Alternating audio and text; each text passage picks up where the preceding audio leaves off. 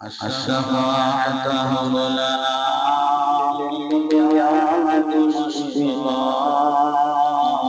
وهلنا الدعاء يا سيدي خير النبي. பொதுவாக முயற்சி, உழைப்பு, நல்ல அணுகுமுறை, கவனம், இதுவெல்லாம் எந்த காரியம் வெற்றி பெறுவதற்கு தேவை. பொதுவாக எந்த காரியமும் வெற்றி பெறுவதற்கு முயற்சி தேவை, உழைப்பு தேவை, நல்ல அணுகுமுறை தேவை, கவனம் தேவை. இந்த அணுகுமுறையோடு ஒவ்வொரு காரியத்தையும் செய்யும் பொழுது அதிலே வெற்றிக்குண்டான ஒரு வாய்ப்பு அல்ல காரணங்களை அமைத்து வைத்திருக்கிறார். சங்கைக்குரியவர்களே, வாழ்க்கையில யாரெல்லாம் வெற்றி பெற்றிருக்கிறார்களோ அவர்கள்லாம் அதற்காக நல்ல முயற்சித்தவர்கள். முயற்சி திருவினையாக்கும்னு சொல்லுவாங்க. முயற்சி தான் நல்ல விளைவு விளைத்தது. நான் ஒரு முயற்சி பண்ண மாட்டேன், நடக்கிறது நடக்கும், அல்ல நாண்டது நடக்கும்னு அப்படி அல்ல, அல்ல அப்படி துன்யால வைக்கல.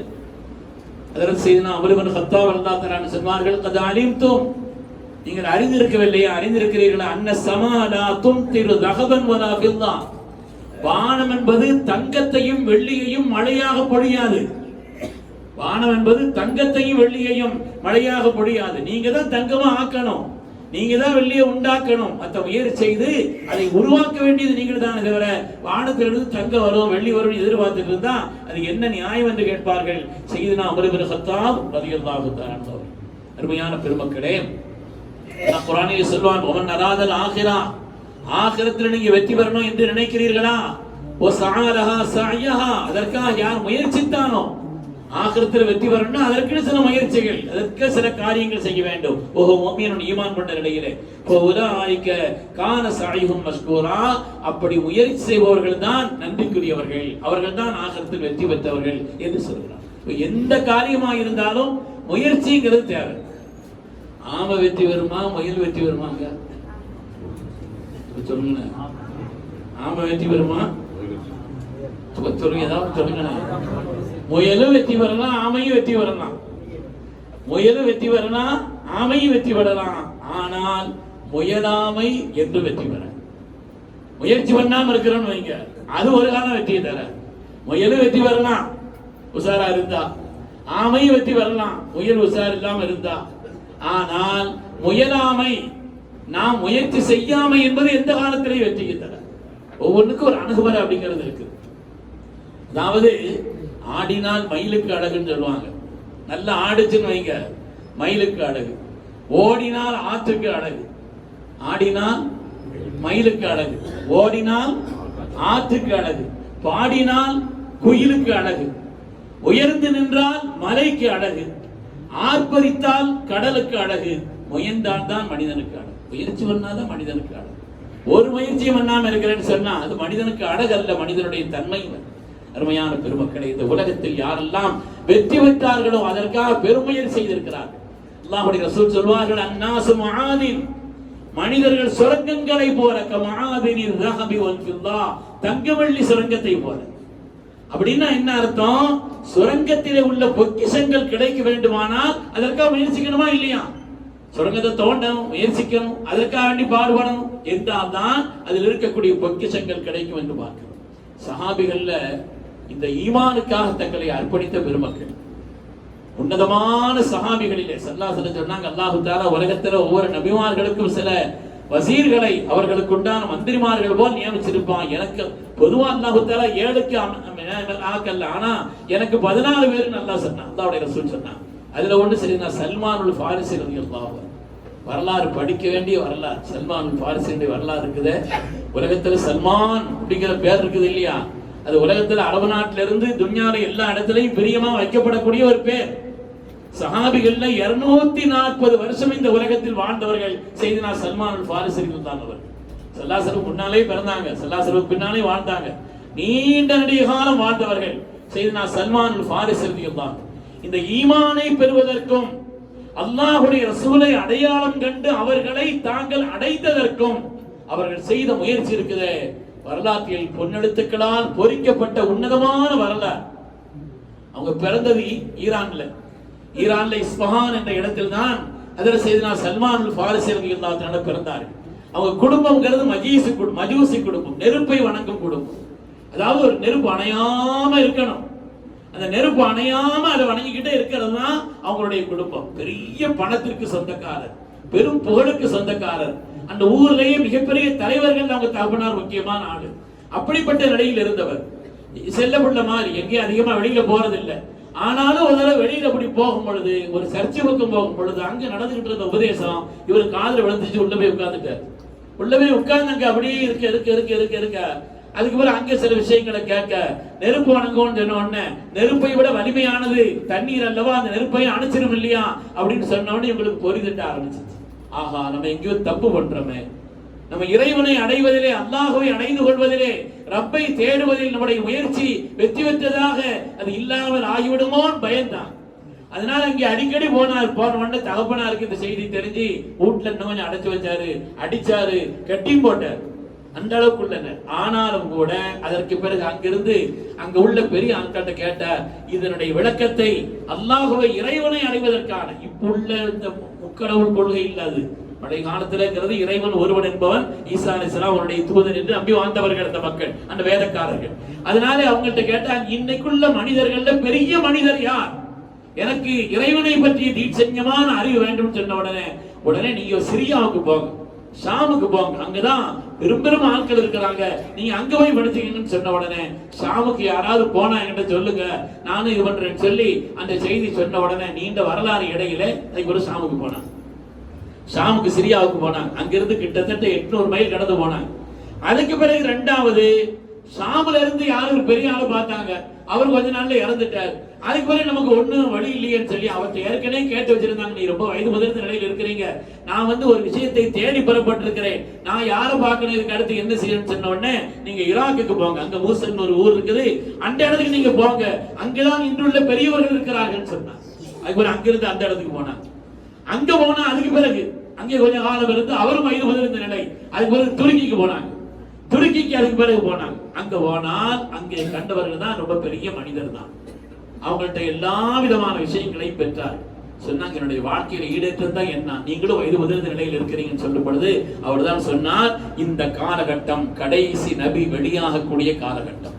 இந்த உலகத்திலே முஹம்மது ரசூலுல்லாஹி ஸல்லல்லாஹு அலைஹி வஸல்லம், அஹ்மத் என்று திருநாமம் சூட்டப்பட்ட முஹம்மது ஸல்லல்லாஹு அலைஹி வஸல்லம் உலகத்தில் அவர்கள் வெளியாகக்கூடிய காலகட்டம் அநேகமாக வந்திருக்க வேண்டும். அப்படிப்பட்ட காலகட்டம்.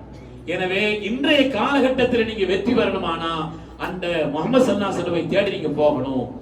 அவர்தான் உண்மையான நபி என்பதற்கு நான் 3 அடையாளங்களை சொல்கிறேன். அவங்கதான் உண்மையான நபி என்று நீங்கள் தேடி அடைவதற்கு 3 அடையாளங்கள் சொல்கிறேன். அவர் பேரீத்தம்பழங்கள் நிறைந்த, ஈத்த மரங்கள் நிறைந்த அந்த இடத்திற்கு ஹிஜ்ரத் செய்து வருவார். தான் பிறந்த இடத்திலிருந்து அங்கே ஹிஜ்ரத் செய்து வருவார். இரண்டாவது, அன்பளிப்புகளை வாங்கிடுவார். ஆனால் சதகாத்துகளை வாங்க மாட்டார். ஜகாத்துகளை அவர் வாங்க மாட்டார். அன்பளிப்புகளை வாங்கிக் கொள்வார். மூன்றாவது, அவருடைய தோல்புஜத்திலே பின்பக்கத்திலே நபித்துவத்தினுடைய இறுதி நபியினுடைய அந்த முத்திரை அடையாளம் இருக்கும் அப்படின்னு சொன்னார். கஷ்டப்பட்டு போயிட்டாங்க. இங்கிருந்து எப்படி போனாங்க? அங்கிருந்து அது கூட வியாபார கூட்டம் உண்டு, அரபு நாட்டிலிருந்து வந்தது.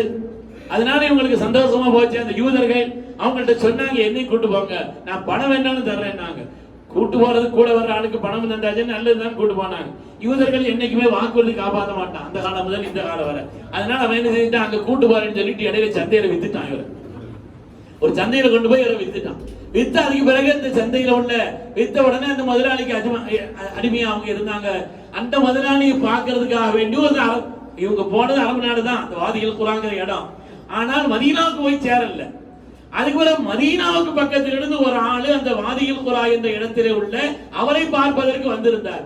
என்னங்க மதீனால பெரிய பிரச்சனையா இருக்குது அந்த ஏரியாவுல, இப்படி மாதிரி மக்கா நடந்து யாரும் இஸ்லாம்ல ஒரு அமைப்பு வந்திருக்குது, அதை எல்லாரும் ஏத்துட்டு இருக்கிறாங்க, இங்க உள்ள ஆட்களும் போயிட்டு இருக்கிறாங்க, அங்க ஒரே அது சம்பந்தப்பட்ட விஷயங்கள்ல பல்வேறு பிரச்சனைகள் இருக்குதுன்னு சொன்ன உடனே மரத்துக்கு மேல இருந்து ஒரு கீழே குதிச்சுட்டார். என்னன்னு கேட்டார். போய் கொடுத்தாரு. எஜமான், உனக்கு என்ன இந்த வேலை, நீ மரத்துல வேலை பார்க்க வேலை பார்த்துட்டு இருக்க, உனக்கு என்னங்க வேலை என்ன? ஆனாலும் கூட அந்த தேட்டம் அதிகமாகி விட்டது. அதுக்கு பிறகு அங்க இருந்து வந்து அவரோடு சேர்ந்து மதீனாவுக்கு போயிட்டாங்க. அவரோடு சேர்ந்து அங்க போனாங்க. போய் அங்க வேலை பார்த்துக்கிட்டு இருந்தாங்க. ஆனா அடிமையாக ஒரு இடத்துல அடிமையா வேலை பார்த்துட்டு இருக்கிறாங்க. அப்படி இருக்கும் பொழுதுதான் கண்மணி ரசூலுல்லாஹி ஸல்லல்லாஹு அலைஹி வஸல்லம் குபாவுக்கு வந்துட்டாங்க கேள்விப்பட்டாங்க. சாதாரண முயற்சி அல்ல அவங்களுடைய முயற்சிங்கிறது. சாதாரண முயற்சி. இப்ராஹிம் அலைஹிஸ்ஸலாம் ரப்பை தேடியதை போல் அல்லாஹ்வை அடைவதற்கும் நாயகத்தினுடைய உண்மை தன்மையை விளங்கி அவர்களை பார்ப்பதற்கும் செய்தனா சல்மானுல் ஃபாரிசி ரலியல்லாஹு அன்ஹு செய்த முயற்சி சுரையாவில் இருந்தாலும் ஈமானை கண்டுகொள்வார் என்று பாராட்ட பெற்றவர். அதில் செய்தனா ரசூலுல்லாஹி ஸல்லல்லாஹு அலைஹி வஸல்லம் குபாவை வச்சு தான் முதல்ல சந்திச்சாங்க. ஸல்லல்லாஹு மதீனாவுக்கு வரல, குபால இருக்கிறாங்க. ஹிஜ்ரத் செய்து குபாவுக்கு வந்துட்டாங்க. வந்த உடனே இவர் கஷ்டப்பட்டு பேத்த படங்கள்லாம் கொஞ்சம் எடுத்துட்டு அவங்களுக்கு அன்பளிப்பா நான் தர்றேன்னு கொடுத்த உடனே சந்தோஷமா வாங்கிக்கிட்டாங்க. சரி, ஒரு அடையாளம் சரியாயிடுச்சு. என்ன ஹிஜ்ரத் செய்து வந்த அடையாளத்தை பார்த்தாச்சு இல்லையா, பிறந்த இடத்துல இருந்து வந்தாச்சு ஒரு அடையாளம். இரண்டாவது, அன்பளிப்புகளை வாங்கிக் கொள்வார்கள், ஜகாத்தை வாங்க மாட்டாங்க, சதகாத்துகளை சொன்ன உடனே அதுக்கு ஒரு சில பொருட்களை எடுத்துட்டு இது சதகாத்துகள் உடனே சல்லா வாங்கி தோழர்களுக்கு பங்கு வச்சுட்டாங்க. அதுல தாங்க ஒண்ணும் எடுக்கல. இவர் ரெண்டு சரியாயிடுச்சு. ஆனா மூணாவது எப்படி பார்க்கிறது? அது சட்டை மூடி இருக்குது, பின்னால மூடில இருக்குது, ஆனா பார்க்கணுமே எப்படி பார்க்கிறது? தேடி தேடி தேடி தேடி சுத்தி சுத்தி அலைஞ்சார். ஒரு ஜன்னத்துல் பக்கீலே கண்மணி ரசூலுல்லாஹி ஸல்லல்லாஹு அலைஹி வஸல்லம் ஜனாசாக்கு வந்திருந்தாங்க. ஸல்லல்லாஹு ஜனாசாக்கு வந்திருக்கும் பொழுது அவங்க கீழே உட்கார்ந்து இருக்கிறாங்க. சல்மான் ஃபாரிசி எப்படியாவது பாத்திர மாட்டமான்னு பின்னால நினைக்கிறாங்க. ஸல்லல்லாஹு முன்னால பார்க்குற மாதிரி பின்னாடி பார்ப்பாங்க. அல்லாஹ்வுடைய ரசூல் சல்மான் என்ன தேடி வந்திருக்கிறீங்க பாருங்கன்னு சொல்லி தங்களுடைய சட்டை அகற்றி கொடுத்தார்கள். கண்மணி ரசூலுல்லாஹி ஸல்லல்லாஹு அலைஹி வஸல்லம் சொல்லின்படி அதை போய் முத்துனாங்க. பெருமக்களே, இந்த சல்மானுல் ஃபாரிசி ரலியல்லாஹு தஆலா பெற்ற அந்தஸ்து சாதாரணமானது அல்ல. இந்த உலகத்திலே எங்கேயோ பாரசீக நாட்டிலே பிறந்தவர்கள், ஆனால் சல்மான் மின்னா மின் அஹ்லில் பைத், சல்மான் என் குடும்ப உறுப்பினர், அஹ்லுல் பைத் என்று அல்லாஹ்வுடைய ரசூலால் பாராட்டு பெற்றார். இன்னைக்கு நாம அல்லாஹும்ம ஸல்லி அலா முஹம்மதின் வ அலா ஆலி முஹம்மதின்னு சொன்னா அதனுடைய துஆ அது சல்மானுல் ஃபாரிசிக்கும். அப்படிப்பட்ட மகத்துவத்தை பெற்றவர்கள், சஹாபாக்களால் ரொம்ப மதிக்கப்பட்டவர்கள். இவங்க ஒரு பகுதிக்கு கவர்னரா நியமிச்சாங்க. உமர் ரலியல்லாஹு தஆலா இங்க இருந்து கவர்னர் பொறுப்பை முடிச்சிட்டு வரும் பொழுது உமர் ரலியல்லாஹு தஆலா ஜனாதிபதி மற்ற எல்லோரும் சேர்ந்து அதர் சல்மானுல் ஃபாரிசி ரலியல்லாஹு அவர்களுக்கு நாம் மரியாதை கொடுக்க வேண்டும் என்பதற்காக வேண்டி அதற்கு செய்தனா உமர் இப்னு கத்தாப் ரலியல்லாஹு தஆலா அவர்கள் ஊருக்கு வெளியில போய் நின்று இவங்களை வரவேற்றார். ஊருக்கு வெளியில போய் நின்று இவங்களை வரவேற்றார் என்று பாருங்க. இவ்வளவு பெரிய அந்தஸ்தை பெற்றார் என்று சொன்னால் முயற்சி. எந்த காரியத்திலும் முயற்சி என்பதுதான் அது வெற்றியை தரும் என்பதில் எந்த விதமான சந்தேகம். யார் யார் வாழ்க்கையிலே உயர்ந்திருக்கிறார்களோ அந்த உயர்ந்தவர்கள் எல்லாம் மகத்தான முயற்சி செய்திருக்கிறார்.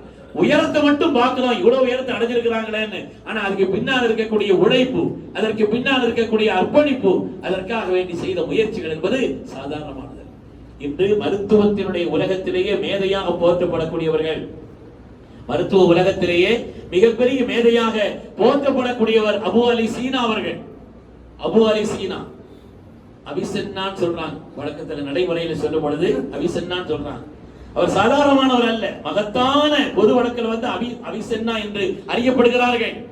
அவர்கள் மருத்துவத்தினுடைய நிலைகளை தேடி அவர்கள் செய்த முயற்சிங்கிறது இருக்குது, சாதாரணமானதல்ல. 1050 கானூன் ஆஃப் மெடிசன்ஸ் ஒரு நூல் எழுதியிருக்கிறார். தி கானூன் ஆஃப் மெடிசன்ஸ் அந்த எழுதின அந்த நூல் இருக்குது, இன்றுதான் மருத்துவ உலகத்தினுடைய வேத நூல் என்று சொல்கிறார். மருத்துவ உலகத்தினுடைய வேத நூல் என்று இன்று அது போற்றப்படுகிறது. அந்த நூலுக்கு அவர் செய்த முயற்சி, அதற்காக வேண்டியவர் எடுத்துக்கொண்ட உழைப்பு, அர்ப்பணிப்பு சாதாரணமான வாழ்க்கையில யாரெல்லாம் உயர்ந்தார்களோ மகத்தான முயற்சியையும் உழைப்பையும் செய்தார். அந்த உழைப்புக்கும் முயற்சிக்கும் நேர் எதிரி எதுன்னா சோம்பேறித்தனம். சோம்பேறித்தனம் தான் அதுக்கு நேர் எதிர். அது சோம்பேறித்தனம் என்பது சைத்தானுடைய அடையாளம் சொல்வார்கள். சோம்பேறித்தனம் நீங்கணுமானா எந்த வேலையை எப்ப செய்யணுமோ தாமதிக்க கூடாது. ஆஜிக்கா காம் கல்பர் நடால் வாங்க உருதுல. ஆஜிக்கா காம் கல்பர் நடால். இன்னைக்கு வேலையை நாளைக்கு மாத்தாத, நாளைக்கு மாத்தி போடாத. இன்னைக்கு வேலை இன்னைக்கு செய். ஹதீஸ்ல கூட தஸ்வீஃப்னு வரும், பிறகு பாத்துக்கலாம் அப்படின்னு தள்ளுறது இருக்குது இல்லையா, அது சைத்தானுடைய அடையாளம். அந்த வேலை செய்ய வேண்டிய நேரத்தில் செய்யணும். அந்த வேலையை நம்ம தாமதப்படுத்த கூடாது, அதை தட்டி கழிக்க கூடாது. அதுல காரணங்களை சொல்லி தஸ்வீஃபினுடைய ஒரு நிலையிலே சாக்கு போக்குகளை சொல்லி, அது மாதிரி யார் நல்ல சுறுசுறுப்பா இருக்கலாங்க அவங்களோட பழகணும். ஒரு உம்ரா போயிட்டு வந்து ஒரு ஆள் சொன்னார், அதுல உம்ராவுக்கு போறவனா அவனும் ஆர்வமுள்ள ஆளா இருந்தா தான் நமக்கு தெரியா. நாளைக்கு உம்ரா போவோமா, அப்படியா, நாளைக்கு போவோமே, அவ்வளவுதான். எல்லாரும் சேர்ந்து வந்து ஒரு தவாவுக்கு போவோமா, கொஞ்சம் அசதியா இருக்குது என்று ஒரு ஆள் சொல்ல. நல்ல சுறுசுறுப்பா இருக்கிற ஆட்கள் கூட போகும் பொழுதுதான் இவரு சுறுசுறுப்பா இருப்பார். அதனால முயற்சி என்பதுதான் வாழ்க்கையிலே வெற்றியை தேடித்தரும் என்பதை அல்லாஹ் சொல்கிறான். அதாவது வால்லைஸலில் இன்சானி இல்லா மா ஸஆ, மனிதன் எதை முயற்சித்தானோ அதுதான். வான்ன ஸஅயஹு ஸௌஃப யுரா, முயற்சியினுடைய பலனை பெற்றுக் கொள்வான். எந்த முயற்சி செய்கிறோமோ அதற்கான பலனை பெற்றுக் கொள்வான் என்று அல்லாஹ் தஆலா முயற்சியை, உழைப்பை அதற்காக செய்ய வேண்டியதை, முயற்சியின் அளவுதான் வெற்றியும். வெற்றி பெற்றவர்கள் எல்லாம் பெருமுயற்சி செய்திருக்கிறார் என்பதை அல்லாஹ் அருள்முறையில் சொல்கிறான். ஆகிரத்திலே மகத்தான வெற்றி பெற வேண்டுமானால் உலகத்தினுடைய இந்த நேரங்களை நீங்கள் நல்ல முயற்சி செய்து, நல்ல உழைப்பை செய்து, நல்ல காரியங்களை செய்தால் ஆகிரத்திலே நீங்கள் வெற்றிக்குரியவர்கள் என்று அல்லாஹ் சொல்லி காட்டினான். அல்லாஹ் சுப்ஹானஹு வ தஆலா அத்தகைய வெற்றி பெற்ற நன்மக்களில் நம்ம எல்லாம் கபூல் செய்திருவான். சோம்பேறித்தனத்தை விட்டு அல்லாஹ் பாதுகாப்பான். சடைவுகளை விட்டு அல்லாஹ் பாதுகாத்தருவான். ஒவ்வொரு காரியத்தையும் ஈடுபாட்டோடும், கவனத்தோடும், ஆர்வத்தோடும், இஹ்லாஸோடும் செய்யக்கூடிய உயர்ந்த தன்மையை தந்து வெற்றி பெற்றவர்களாக அல்லாஹ் நம்மையும் நம் சந்ததிகளையும் ஆக்கி அருள் புரிவானாக.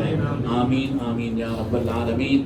வ ஆகிரு தஅவானா அல்ஹம்துலில்லாஹி ரப்பில் ஆலமீன்.